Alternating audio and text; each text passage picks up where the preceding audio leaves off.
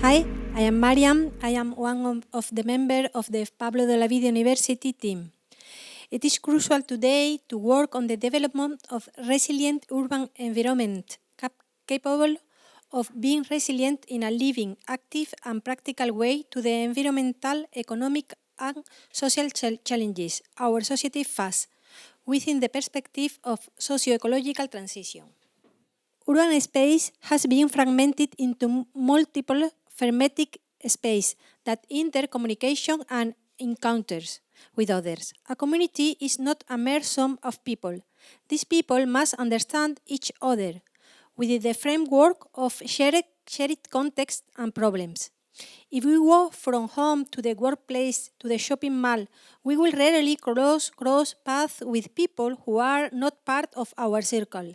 It is necessary to create a space that facilitates encounters with those who are different and that help establish democratic conditions. To achieve this, it is essential to build a space where different people can meet and coexist. According to Kleinberg, social infrastructure is the best way to repair the fracture in today's societies. In addition, we have assessed practices that contribute to ecological urban resilience, such as the recovery of vacant space, water management, and the implementation of nature-based solutions. We understand that urban activist practice can increasingly serve as a tool for creating engaged citizens. However, due to their informal nature, this initiative ran the risk of being understudied, marginalized from urban policy, and diluted. In our work, we are interested in analyzing how these different types of social initiatives can help to create connection between citizens, thereby contributing to social cohesion, how they function, and what challenges and barriers they encounter. The goal is to analyze the extent to which these initiatives increase the chance of people developing a strong or supportive relationship and breaking with the increasingly widespread tendency for isolate individuals. We analyzed the possibility and potential that 12 very different experiences carried out in Sevilla could have in terms of a general transformation of social, ecological, and economic relations. We assess practices that contribute to ecological urban resilience, such as the recovery of vacant space, water management, and the implementation of nature-based solutions. Experiences with very different objectives and located in different parts of the city were chosen to gain a broader view of reality and potential problems. Let's now explain some of the initiatives we have been working on.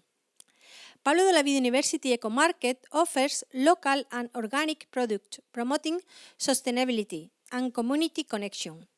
A total of 17 Andalusian production companies offer a wide variety of food, craft, and other products. This initiative promotes awareness and participation among the university community in environmental stewardship by offering the opportunity to purchase products that prioritize respect for ecosystem. Beyond its social dimension, this initiative contributes to urban resilience by promoting short supply chains, reducing carbon footprint, and activating the campus as a green infrastructure space. Another initiative is the energy community Torreblanca Illumina. At Torreblanca Illumina, we are more than an energy community. We are neighbors united by a common dream to transform our neighborhood through clean, fair, and accessible energy for all. Another initiative in the same place is Torreblanca Verde.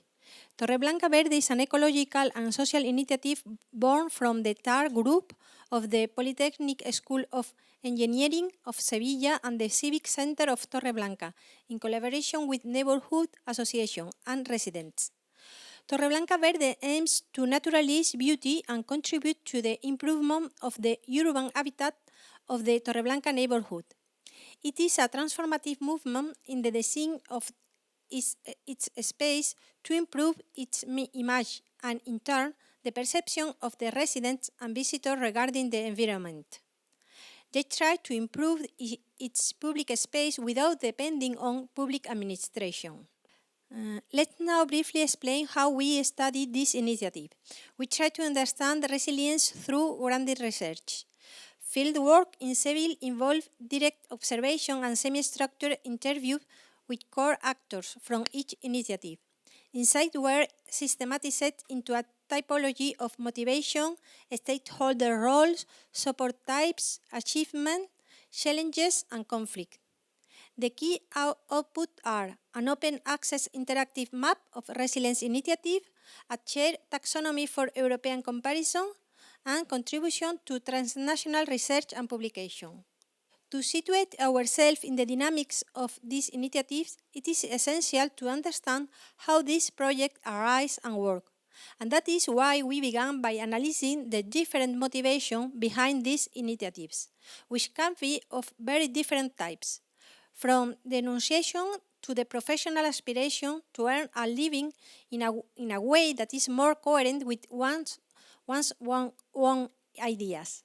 These motivations are sometimes maintained when the initiative is developed, and in other cases they evolve or are radically transformed. The analysis of the evolution of the experience allows us to assess the different paths that these initiatives can take and the different challenges, barriers, and opportunities that they have to face. At this point, we will analyze, for example, the financing problem, the possible friction that arises between the people who make up the initiative or with other entities or associations that work on similar issues, among other problems. We understand that knowing this problem and this barrier and the way in which they have been solved or not can be an useful help for other initiatives that in the future can follow a similar path. We therefore intend that this analysis serves to facilitate the dynamics of generalization of this type of individual initiative. We think that this will allow them to spread and help to establish new forms of organization that will allow us to multiply the experience and gradually change the form of organization. To put it metaphorically, it will be a matter of going from being only a drop in the ocean to become an ocean.